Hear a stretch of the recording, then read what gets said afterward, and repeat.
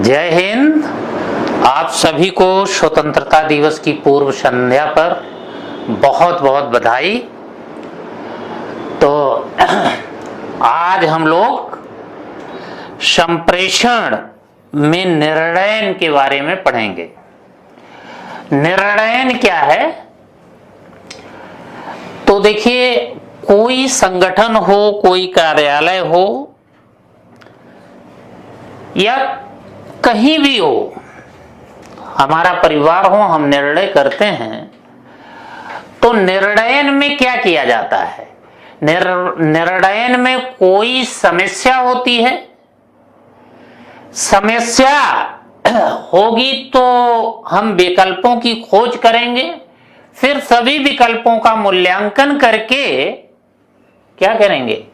एक सबसे सटीक मूल्यांकन विकल्प का चुनाव करेंगे। यह चुनाव निर्णय कहलाएगा। तो निर्णयन में दो चीजें महत्वपूर्ण हैं, मूल्यांकन और विकल्पों का चुनाव। एक होता है निर्णय नियम। निर्णय नियम क्या होता है? विकल्पों का मूल्यांकन करने के लिए जो भी मापदंड हमारे पास होंगे, जो भी कसौटियां हमारे पास होंगी, वही निर्णय नियम है। मतलब जिन नियमों के आधार पर हम निर्णय लेते हैं, जिन मापदंडों के आधार पर हम निर्णय लेते हैं, वही निर्णय नियम है। क्लियर? कि अब देखिए, इससे ज्यादा क्लियर हो जाएगा निर्णय प्रक्रिया के चरण से। तो पहले क्या होगी? आपके पास कोई समस्या होगी, ठीक? उस समस्या की सही पहचान करेंगे। फिर समस्या के समाधान में आने वाले बाधक तत्वों की पहचान करेंगे कि क्या बाधाएं आ रही हैं। फिर जब बाधक तत्वों की पहचान हो गई, तमाम विकल्पों का विकास करेंगे, ये विकल्प, वो विकल्प। फिर इन तमाम विकल्पों का मूल्यांकन करके सर्वोत्तम विकल्प का चुनाव करेंगे, तो यही मान लिया जाएगा कि निर्णय हो गया। फिर निर्णय को लागू करेंगे। फिर लागू करने के बाद निर्णय का मूल्यांकन करेंगे कि वह निर्णय कितना सटीक था, कितना फायदेमंद था। इसको कैसे आपको समझाएं? एक उदाहरण लिख लीजिए। जैसे आपके पास समय नहीं है, 6 बजे हैं और आपको 6:30 बजे ट्रेन पकड़नी है। तो 6:30 बजे ट्रेन पकड़नी है। स्टेशन आपके घर से 20 किलोमीटर है। तो आपकी समस्या यही है कि आधे घंटे में हम कैसे स्टेशन पर पहुंचे। अब आधे घंटे में हमें पहुंचने में क्या बाधाएं होंगी, इसकी पहचान आप करेंगे। कि मान लीजिए हम टेम्पो से जाएं तो तमाम ट्रैफिक मिल सकती है। तो ट्रैफिक मिल सकती है, तो ऐसे में हम आधे घंटे में स्टेशन नहीं पहुंच पाएंगे, ठीक? तो ये बाधक तत्व हो गए कि भाई ट्रैफिक वगैरह बाधक तत्व हैं। अभी और तैयारियां करनी है, ये सारे बाधक तत्व हैं। अब आप विकल्पों का विकास करेंगे कि किस साधन से जाएं कि समय से पहुंच जाएं। पहला साधन है, आपके घर से टेम्पो स्टेशन को चलती है, तो टेम्पो विकल्प है। दूसरा विकल्प आपकी स्वयं की कार है, ड्राइवर भी आपके पास है, कोई दिक्कत नहीं। तीसरा विकल्प यह है कि मोटरसाइकिल है आपके पास। तो ये मान लीजिए 3 विकल्प हैं स्टेशन पहुंचने के। एक टेम्पो, दूसरा कार और तीसरा मोटरसाइकिल। अब आप इन तीनों विकल्पों का मूल्यांकन करेंगे। मूल्यांकन कैसे करेंगे कि अगर मैं टेम्पो से जाऊंगा तो हो सकता है जाम लग जाए, टेम्पो वाला और सवारियां लेगा तो इससे देर हो सकती है, तो आप कहेंगे टेम्पो वाला विकल्प सही नहीं है। दूसरा विकल्प है कार। दूसरा विकल्प कार है, लेकिन जब इसका मूल्यांकन आप करते हैं तो पाते हैं तो वही तो समस्या होगी कि शहर में ट्रैफिक ज्यादा हो सकती है, शाम का समय है, तो ऐसे में हम समय से नहीं पहुंच पाएंगे, तो कार भी ठीक नहीं रहेगी। फिर तीसरे विकल्प मोटरसाइकिल का, आप मोटरसाइकिल का मूल्यांकन करते हैं कि भाई मोटरसाइकिल से अगर जाएंगे तो इससे फायदा ये होगा कि ट्रैफिक वाली समस्या दूर हो जाएगी, अगर ट्रैफिक भी होगी तो गली कूचे से हम निकल जाएंगे। ठीक, गली कूचे से हम निकल जाएंगे। तो इन तीनों विकल्पों का मूल्यांकन करने के बाद आपको सर्वोत्तम विकल्प कौन लगा? मोटरसाइकिल। आपने मोटरसाइकिल का चुनाव कर लिया, तो इसका मतलब निर्णय हो गया। निर्णय क्या हो गया कि हम मोटरसाइकिल से जाएंगे। आप मोटरसाइकिल से उठाए और चल दिए, मतलब निर्णय को लागू कर दिए, और निर्णय को लागू कर दिए, आप पहुंच गए स्टेशन, समय से पहुंच गए, लेकिन जैसे ही पहुंचे गाड़ी बिल्कुल छूटने ही वाली थी, आप दौड़ के पकड़ लिए है। तब आप अपने निर्णय का पुनः मूल्यांकन करेंगे कि सही किया कि हमने कार नहीं ली, सही किया कि हमने टेम्पो नहीं ली, सही किया कि हमने मोटरसाइकिल ली। तो निर्णय का मूल्यांकन किए कि मोटरसाइकिल ना होती तो हम शायद पहुंच ना पाते। तो इस तरह से आपने निर्णय लिया। तो एग्जाम में ये बहुत पूछा जाता है कि निर्णय प्रक्रिया के क्या चरण हैं, तो ये इसी में से 3-4 विकल्प दे देगा। ये विशेषकर ये 5 विकल्प रहता है, तो ये बाधक तत्व तो हो सकता है गायब कर दे, या हो सकता है ऐसे दे दे, समस्या की पहचान, बाधक तत्वों की पहचान, विकल्पों का विकास और मूल्यांकन, तीसरा और चौथा दे दे विकल्पों का चुनाव। ठीक, अब इसमें से ये भी पूछ सकता है कि उपरोक्त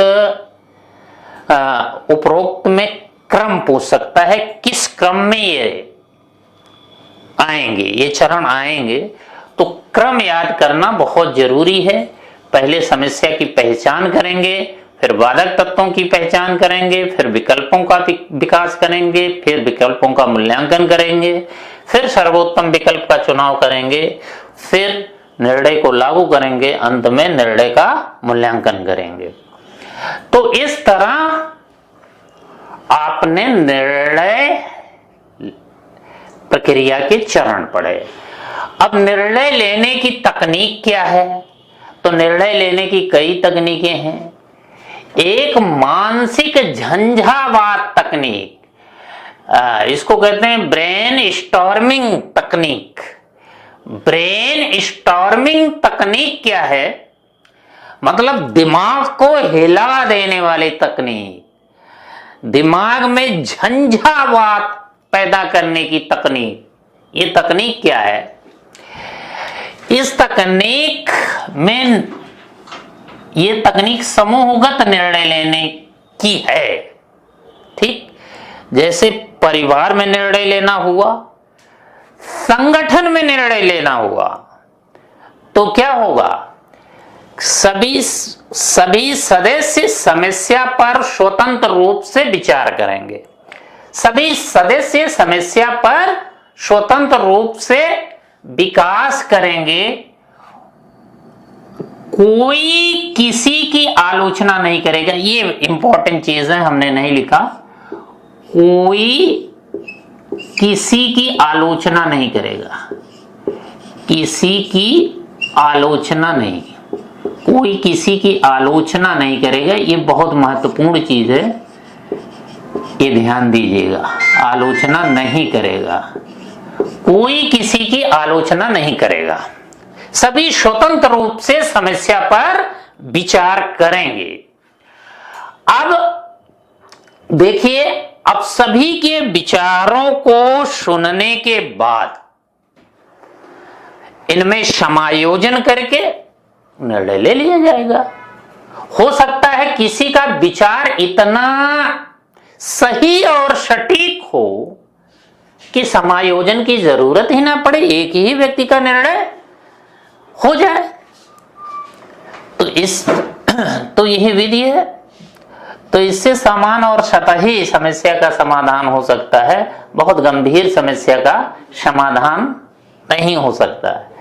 जैसे आपके शादी का निर्णय लेना हुआ, मान लीजिए, तो शादी का निर्णय जब लेना हुआ तो परिवार के सदस्य मामा मामी, नाना मामा मामी, मौसा मौसी, सब लोग आएंगे। सबको स्वतंत्र रूप से अपना विचार रखने का मौका दिया जाएगा, कोई किसी की आलोचना नहीं करेगा। और जब आलोचना नहीं करेगा, सब अपने विचार रखेंगे। अंत में जिसका विचार सटीक होगा, सही होगा, निर्णय ले लिया जाएगा। या सभी के विचारों को समायोजित करके कोई निर्णय ले लिया जाएगा। 10-20 फोटो आएगी, उस फोटो में से कोई फोटो सेलेक्ट कर लिया जाएगा। ठीक, तो ये मानसिक झंझावात तकनीक हुई, ब्रेन स्टॉर्मिंग मेथड हुई। तो ध्यान इसमें यह देना है कि बिना किसी आलोचना के सभी सदस्य स्वतंत्र रूप से विचार करेंगे।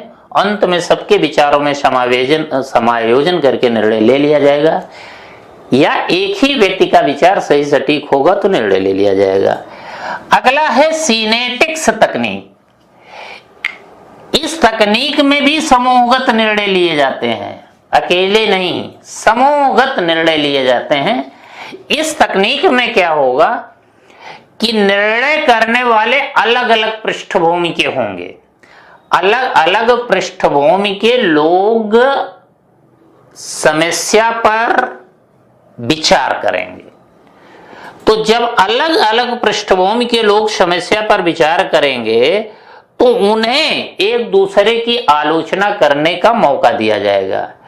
जैसे किसी ने कोई विकल्प सुझाया, दूसरा उसकी आलोचना करेगा, तो आलोचना प्रत्यालोचना के क्रम में क्या है, मूल्यांकन होता जाएगा कि नहीं विकल्पों का, कि एक कहेगा ये विकल्प सही है, दूसरा कहेगा ये नहीं सही है, क्योंकि। तो इस तरह से मूल्यांकन होता जाएगा विकल्पों का।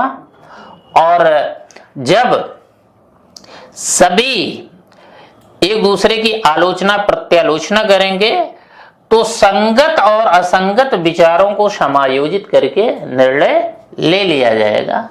समझ गए कि जैसे 10 लोग हैं तो अगर 6-7 लोग एक तरह की बात करते हैं, 3 लोग एक तरह की बात करते हैं, तो उसी में दोनों में समायोजन, दोनों ग्रुप में समायोजन करके कोई निर्णय ले लिया जाएगा।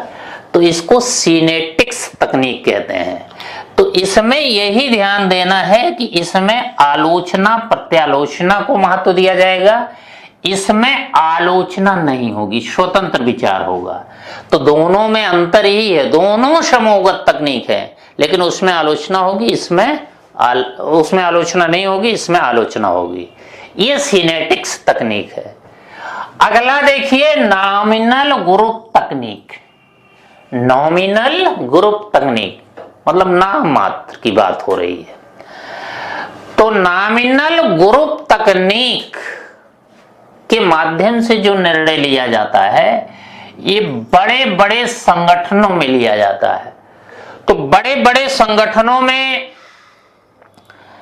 लोगों की संख्या ज्यादा होती है, तो जाहिर सी बात है कि सभी को निर्णय प्रक्रिया में शामिल नहीं किया जा सकता। इसीलिए सबका प्रतिनिधित्व करने वाली एक समिति बनाई जाएगी। क्या बनाई जाएगी? समिति। इसी समिति से कहा जाएगा कि आप सबकी तरफ से निर्णय लीजिए। ठीक, तो समिति जो निर्णय लेगी उस निर्णय को सबका निर्णय मान लिया जाएगा, सबका निर्णय मान लिया जाएगा। तो चूंकि निर्णय प्रक्रिया में लोगों की सहभागिता नाम मात्र की होती है, इसीलिए इसको नॉमिनल ग्रुप तकनीक कहा जाता है। और इस तरह का निर्णय आप देखे होंगे, सुने होंगे कि जैसे मान लीजिए एक रक्षा संबंधी जो निर्णय लेती है उसे मंत्रिमंडलीय समिति कहते हैं। निर्णय क्या लेती है? वो सुझाव देती है। तो मंत्रिमंडलीय समिति जो सुझाव देती है उसे प्रधानमंत्री के नेतृत्व वाली कैबिनेट मान लेती है अक्सर। ठीक, तो कहा तो जाता है कि कैबिनेट ने निर्णय लिया, लेकिन वास्तव में वह निर्णय किसने लिया था? मंत्रिमंडलीय समिति ने निर्णय लिया था। तो वो सरकार का निर्णय बोला जाएगा, लेकिन मंत्रिमंडलीय समिति ने ही निर्णय लिया था।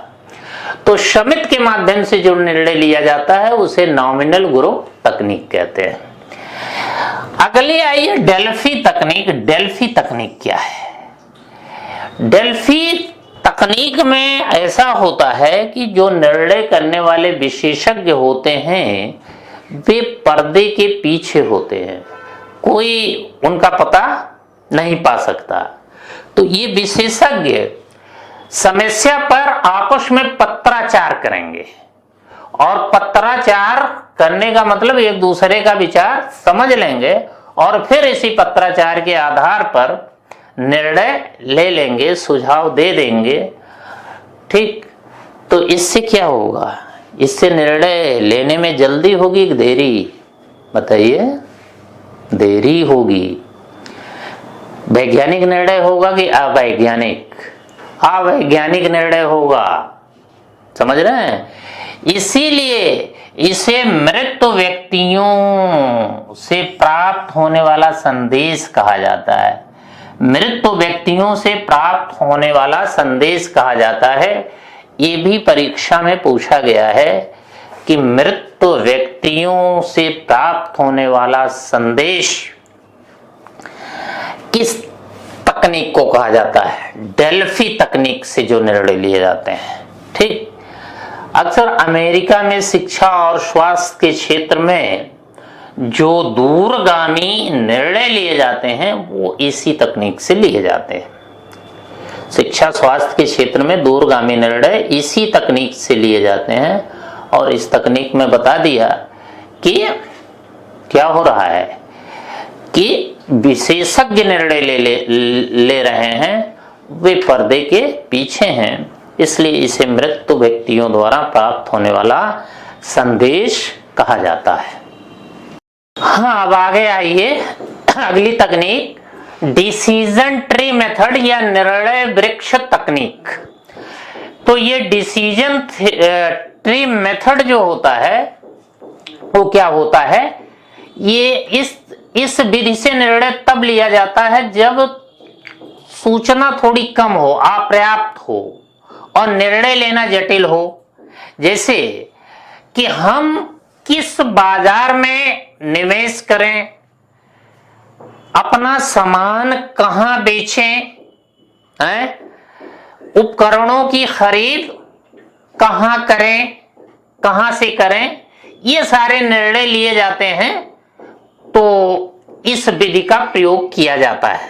ठीक, जैसे कोई देश निर्णय ले रहा है कि उसे कहां से रक्षा उपकरण खरीदने हैं, कहां पर अपने सामान बेचने हैं, ये सब निर्णय लेगा तो डिसीजन ट्री मेथड का प्रयोग करेगा।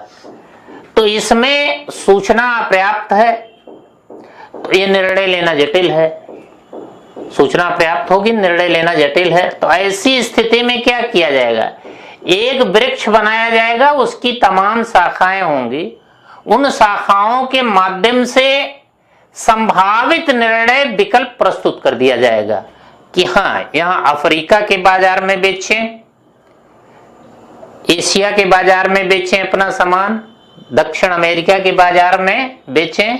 ये तमाम निर्णय विकल्प वृक्ष की शाखाओं के माध्यम से दिखाए जाएंगे।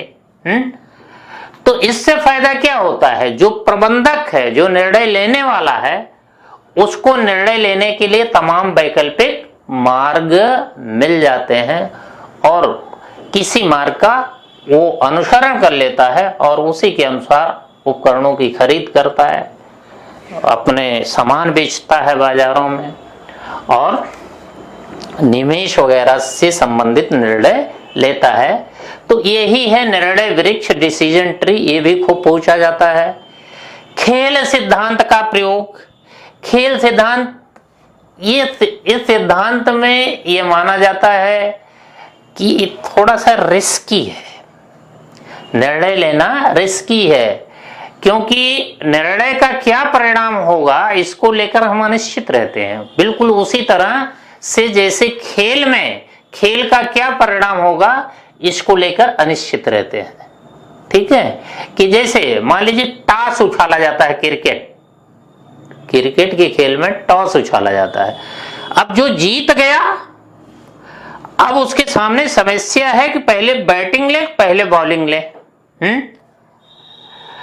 तो अब वो कोई भी निर्णय लेगा तो वो कोई जरूरी नहीं है कि उसके परिणाम सुखद हों। तो खेल सिद्धांत यह कहता है कि निर्णय लेने के क्रम में परिणामों को लेकर बहुत निश्चितता नहीं रहती, इसलिए संभावित विकल्पों पर विचार करके एक निर्णय स्मार्टली ले लीजिए, स्मार्ट तरीके से ले लीजिए। अब उसमें सफल हो असफल हो इससे मतलब नहीं है। मेंटल शॉर्टकट मेथड, अक्सर हम सभी लोग इसी विधि का प्रयोग करते हैं, मेंटल शॉर्टकट मेथड। तो इस मेथड में क्या होगा कि हमको इतनी जल्दी रहती है कि हम समस्या के सारे पहलुओं पर विचार ही नहीं करते, और समस्या के सारे पहलुओं पर विचार नहीं करते तो ऐसे में गलती की संभावनाएं हो जाती हैं, गलती की संभावनाएं हो जाती हैं। किसमें, मेंटल शॉर्टकट मेथड में। जबकि कोई भी निर्णय अगर आपको लेना है तो आप जितने भी पहलू हैं समस्या के, सारे पहलुओं पर विचार कर लीजिए कि आप कि कौन सा निर्णय आपके लिए बेहतर होगा। मेंटल शॉर्टकट मेथड है। जैसे कोचिंग के बारे में निर्णय आप लेते हैं कि किस कोचिंग में हम जाएं, तो मेंटल शॉर्टकट मेथड ये है कि जो कोचिंग फेमस हैं, जिनके ज्यादा यूज हैं, जिनके ज्यादा सब्सक्राइबर हैं, आप आंख मूंद के वही निर्णय ले लेते हैं, बस इसी कोचिंग को हम पढ़ेंगे क्योंकि सब्सक्राइबर ज्यादा है। तो ऐसे में क्या है, आपने सारे पहलुओं पर विचार नहीं किया, केवल एक पहलू पर विचार किया कि सब्सक्राइबर ज्यादा है, ठीक है, व्यूज ज्यादा है, इसी पहलू पर विचार किया और तुरंत निर्णय ले लिया। तो इसमें क्या है कि इसमें आपका निर्णय जो है वो गलत भी हो सकता है। गलत ऐसे हो सकता है कि बहुत सारे लोग सब्सक्राइबर ऐसे भी बढ़ा लेते हैं कि खूब कि इस तरह की बातें करते हैं कि मतलब थोड़ा वीर रस वाली बातें करते हैं कि निराश भरे हृदय में जीवन उत्कर्ष लिख दूंगा, इन काहिलों की अंगुलियों में जीवन संघर्ष लिख दूंगा। मेरे देश की सीमा का उल्लंघन करेगा जो, मैं चीर कर सीने पर भारतवर्ष लिख दूंगा। अब ऐसे शेर से तो सब्सक्राइबर बढ़ेंगे ही, व्यूज तो बढ़ेंगे ही। तो बहुत सारे लोग हैं जो इस तरह की बातें करते हैं और सब्सक्राइबर बढ़ा लेते हैं, व्यूज बढ़ा लेते हैं। अब वहां आपने इस मेथड का प्रयोग किया, मेंटल शॉर्टकट मेथड का, तो आपका पैसा भी डूब सकता है, आपका समय भी बर्बाद हो सकता है। समझ गए? तो अक्सर हम लोग मेंटल शॉर्टकट मेथड का प्रयोग करते हैं। अगली प्रणाली है स्वतः शोध प्रणाली। स्वतः शोध प्रणाली में ये क्या है? स्वतः शोध प्रणाली का मतलब कि जो कुछ हमें अनुभव हुआ है, अपने भूत से वर्तमान से जो कुछ हमें अनुभव हुआ है, उसी के आधार पर हम कोई निर्णायक कथन कर देते हैं। तो इसी को स्वतः शोध कहते हैं। अक्सर आप नहीं कहते कि जो दादाजी होते हैं, एकदम डिक्टेटरशिप वाले दादाजी, कभी होते ना गांव में, घर में आपके, तो डिक्टेटरशिप वाले दादाजी किसी भी विषय में अपना निर्णय सुना देते हैं, तो लोग कहते हैं अरे उनके बाल ऐसे नहीं पके हैं, बड़ा अनुभव है। ठीक है, वही ये किसकी बात हो रही है? स्वतः शोध की बात हो रही है। ठीक है, स्वतः शोध की बात हो रही है ये। तो यही स्वतः शोध है जब हम कोई निर्णायक कथन कर देते हैं। तो स्वतः शोध प्रणाली में निर्णय कैसे लिया जाता है कि जैसे कोई वर्तमान समस्या है, तो वैसी समस्या भूतकाल में हमारे सामने आई थी, तो हमने भूतकाल में जो निर्णय लेकर सफलता पाई थी, वही निर्णय हम उसी के आधार पर हम वर्तमान में निर्णय ले लेते हैं।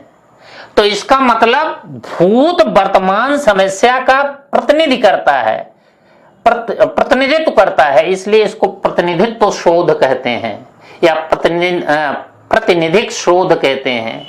इसी तरह हमें कोई उपलब्धता हासिल हुई है, तो उसके आधार पर हम निर्णायक कथन कर देते हैं, तो वही उपलब्धता शोध है। ठीक है, कोई जैसे आईएएस टॉपर है या कोई बहुत सफल व्यक्ति है, वो जो बातें कह देता है आप उसको आंख मूंद कर स्वीकार कर लेते हैं।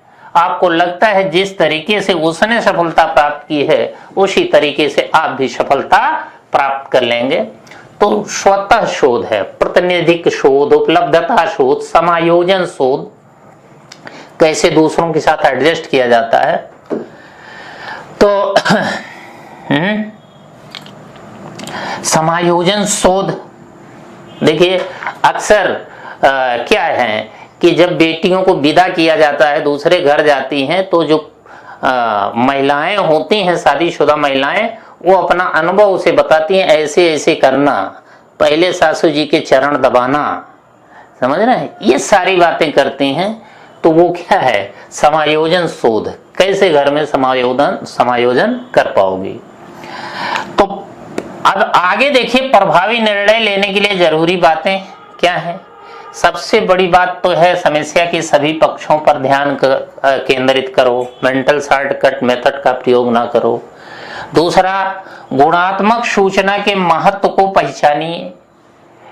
कि गुणात्मक सूचना का मतलब कि जो आपकी आवश्यकता से संबंधित सूचना हो, उसके महत्व को पहचानिए। योजनाबद्ध तरीके से निर्णय लीजिए है। और दूसरी चीज यह है कि उसी विकल्प का चुनाव करिए जो कानून सम्मत हो, गैर कानूनी ना हो, थोड़ा नैतिक भी हो, मानवीय भी हो, तो आपके निर्णय को स्वीकार किया जाएगा। और दूसरी बात यह है कि निर्णयकर्ता में पहल करने की योग्यता हो, थोड़ा व्यापक या ब्रॉड माइंडेड हो और थोड़ा लचीलापन हो। मतलब कि अगर उसको लगता है कि यहाँ हम गलती कर रहे हैं तो वो वापस लौट आए। अब देखिए अगली चीज कि निर्णय निर्माण और नीति निर्माण में क्या अंतर है। तो हमेशा देखिए नीति निर्माण जो है, नीति निर्माण एक लचीला दस्तावेज होता है, एक व्यापक दस्तावेज होता है। जैसे नई शिक्षा नीति है, किसी दिन चर्चा की जाएगी, तो एक व्यापक दस्तावेज वो होता है एक लेकिन निर्णय जो किया जाता है किसी समस्या विशेष को लेकर निर्णय किया जाता है और तमाम विकल्पों में से किसी एक विकल्प का चयन कर लिया जाता है। तो ये थोड़ा चयनात्मक होता है, सीमित होता है, जबकि नीति निर्माण का क्षेत्र बहुत व्यापक होता है। इसमें निश्चितता और निरंतरता भी होती है और जो भी निर्णय किया जाता है नीतिगत निर्देशों के अंतर्गत ही निर्णय लिया जाता है। नीतिगत निर्देशों के अंतर्गत ही निर्णय लिया जाता है। ठीक है, तो जैसे नई शिक्षा नीति है, अब नई शिक्षा नीति लागू हो गई तो शिक्षा के क्षेत्र में जो निर्णय लिया जाएगा वो निर्णय शिक्षा नीति में दिए गए निर्देशों के अनुसार ही होगा। वही कहा जा रहा है कि नीतिगत निर्देशों के अंतर्गत ही निर्णय लिया जाता है। निर्णय खांचा क्या है? निर्णय खांचा ये छोटे छोटे शब्दावलियां हैं। निर्णय खांचे में लिखा है क्रियाओं, परिणामों, अनुषंगिकताओं की ऐसी धारणा जो विशेष विकल्प के चुनाव में सहायक हो। निर्णय खांचा एक तरह से सांचा जो दिमाग में हमारे बन गया है, उस सांचे के अनुसार हम किसी विकल्प का चुनाव करते हैं। जैसे आप क्या करते हैं कि आप कहते हैं कि अरे ये बड़े बुजुर्ग हैं, इनको बड़ा अनुभव है, इनसे सलाह लीजिए। तो वो अपना निर्णय देते हैं, वो अपनी सलाह देते हैं। कैसे? क्योंकि उनके दिमाग में निर्णय लेने का एक खांचा, एक सांचा बन चुका है और वो आसानी से निर्णय ले सकते हैं या तमाम विकल्पों में से किसी विशेष विकल्प का चुनाव कर सकते हैं। एक निर्णय खांचा बन गया है। जैसे आपका शादी ब्याह होगा, लड़की देखने जाएंगे तो उसमें ऐसा नहीं है सब कम उम्र वाले ही जाएंगे, आपके साथी बाराती जाएंगे। नहीं, बड़े बुजुर्ग भी जाते हैं, क्योंकि उनको अनुभव होता है, उनको दाम्पत्य जीवन का अनुभव होता है कि हाँ लड़की ऐसी होनी चाहिए। केवल सूरत नहीं, सीरत भी होनी चाहिए। तो सीरत को देखकर भी वो निर्णय लेते हैं, वो चुनाव करते हैं। तो वही निर्णय खांचा। खांचा का मतलब जान ही रहे होंगे, सांचा। अब देखिए सूचना है। सूचना दो प्रकार की होती है। एक सूत्र सूचना होती है, एक संपर्क या स्टाफ सूचना होती है। सूत्र सूचना का मतलब जो संगठन के अंदर रहे, अर्थात गोपनीय सूचना जो होती है वही सूत्र सूचना होती है। जो संगठन के बाहर जाती है आम व्यक्ति के लिए, वही स्टाफ सूचना होती है। तो इस तरह से निर्णय निर्माण में जितनी बातें थी हमने सब आपको बता दिया। निर्णय निर्माण के चरण बता दिए, निर्णय निर्माण की तकनीकें बता दी कि नॉमिनल ग्रुप तकनीक, डिसीजन ट्री तकनीक, सिनेटिक्स तकनीक, खेल सिद्धांत, मेंटल शॉर्टकट मेथड। तो आप देख लीजिएगा और ये आपकी परीक्षा के दृष्टिकोण से बहुत महत्वपूर्ण टॉपिक है। तो यहीं पर समाप्त करते हैं। धन्यवाद।